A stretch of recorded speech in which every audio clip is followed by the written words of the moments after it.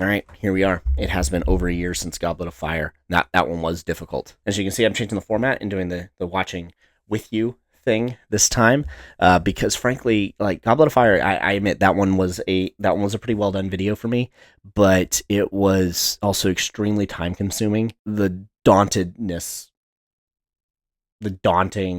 how daunting it is to write a similar script it's kept me from doing this for a bit, especially because, as I've said, I have a full-time job and 3 kids, and I like hanging out with my wife and my friends. As luck had it, my wife and I were on an anniversary trip when I did Goblet of Fire, and so I had time to write it, and it was 15,500 words, as I said in the video, by the time I was done, which translates to 30 pages that I wrote on that. It was so long, and it took a lot of work, and editing it was also a pain. So I've been putting it off and putting it off, but I do need to finish the series. And also part of it is Goblet of Fire, I believe, was the peak of like how much I just really disliked it, and I kind of checked out from them, and these didn't impact me anymore because after Goblet of Fire, I didn't expect anything good. Before we get started, I would like to address the TV series that is barreling toward us like a meteor. I've seen a lot of people make the argument of, who asked for this? No one asked for this. I did. I asked for this a lot, but I didn't ask for what's coming. Like when they announced it, I was like, I like the idea of a series. I've wanted a series for so long. And, I don't think they followed any of the things on my list.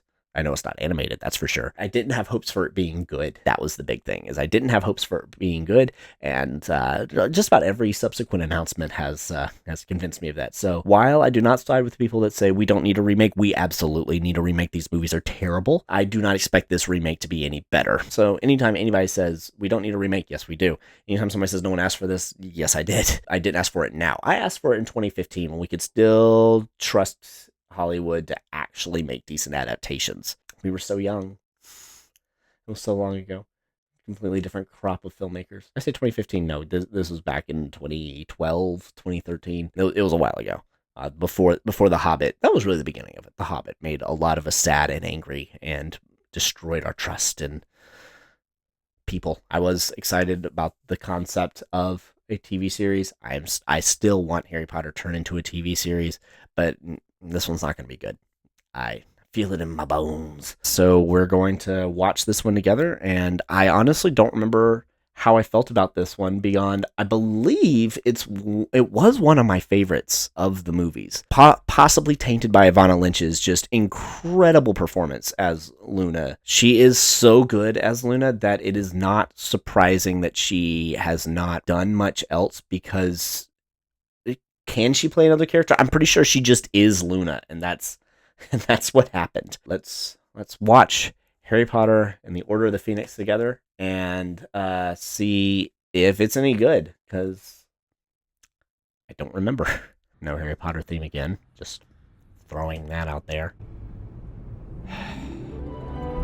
Oh, hey, there it is. Yay! That's right. This soundtrack writer is actually decent. This is help me get through this.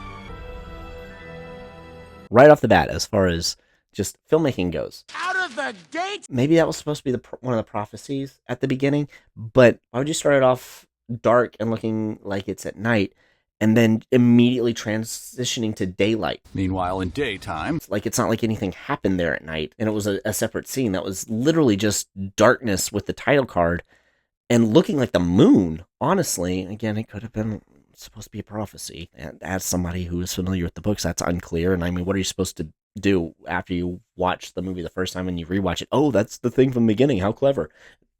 Not really. Welcome to David Yates, everybody. I believe style over substance is something that we can definitively say about his entire approach to this series. Has he done anything else? Well, they got the fact that everything's dried out because it's supposed to be super hot. Right, that's good. I don't think anyone in England would ever say that. It's just Celsius.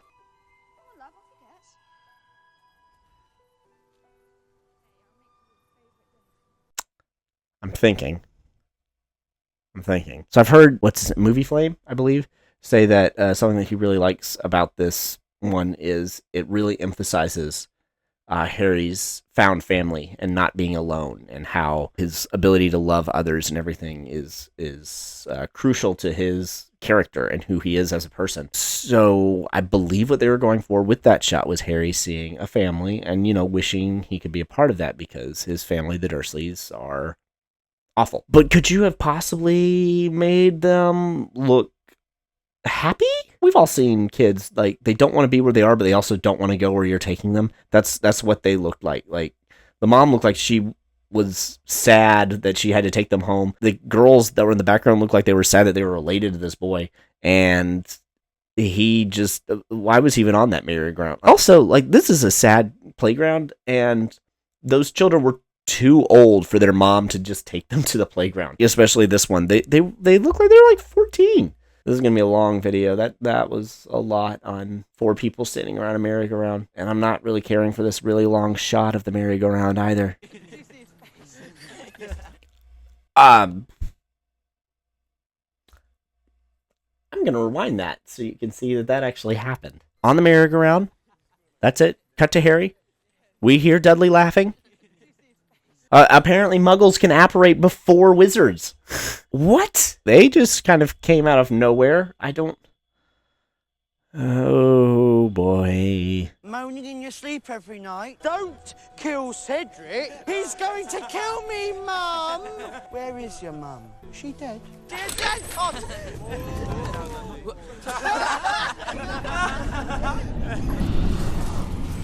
What are you doing? I'm not doing anything.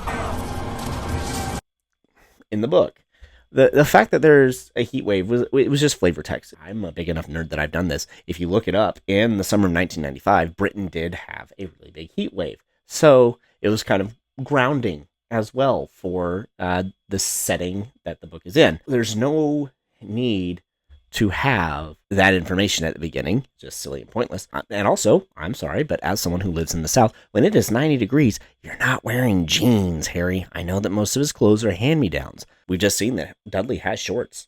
He's not that much taller to have a Calvin situation. If you got that reference, you and I are friends. I think a good way of starting it off would have been just showing Harry and then hearing Dudley's taunting. I think that would have been pretty good. I'm okay with just the beat up another 10-year-old because it shows how Harry was standing up to Dudley now, which was new at this point, also because he was becoming a lot angrier for, Voldemort-y reasons. I'm not sure how I feel about him pulling the wand in front of the other people.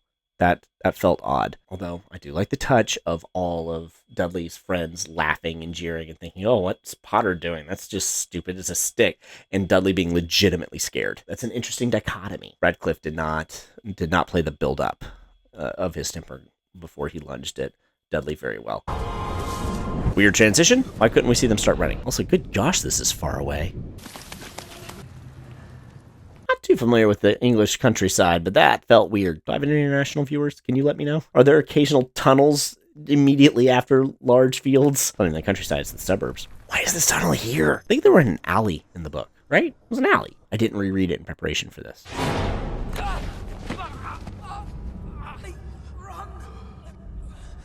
Wait, what was that? Dudley run, Dudley standing there. What is that cut? Oh my gosh!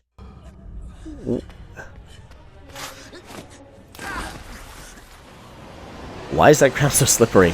Also, why did they change the Dementors? Stop. This is supposed to be a series. Keep things consistent in how they look. It is nice that Harry got such an extensive haircut, though.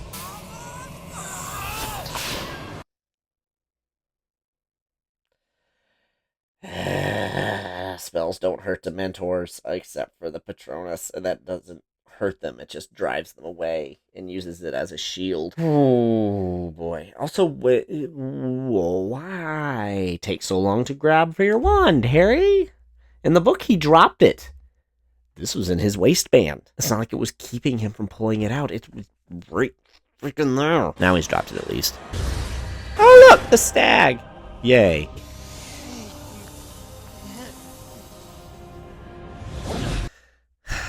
That should have been fast paced. He sends the one, he looks over his shoulder, Dudley's being Dudley Dementored, or Dudley Demented, sorry. He turns it around and throws the Patronus at that one. That should have been like less than 3 seconds long. Why did we linger on Dudley having the life sucked out of him, the soul sucked out of him? I'm not completely ignorant. Why did we linger on Dudley having the soul sucked out of him and it looking like Harry considered letting him die? Why did that moment last so long? Why did that moment that shouldn't have been there get the chance to breathe, but Dudley mocking Harry felt rushed over? That is a problem with so many of these, where the scenes move too fast and the action scenes move too slow.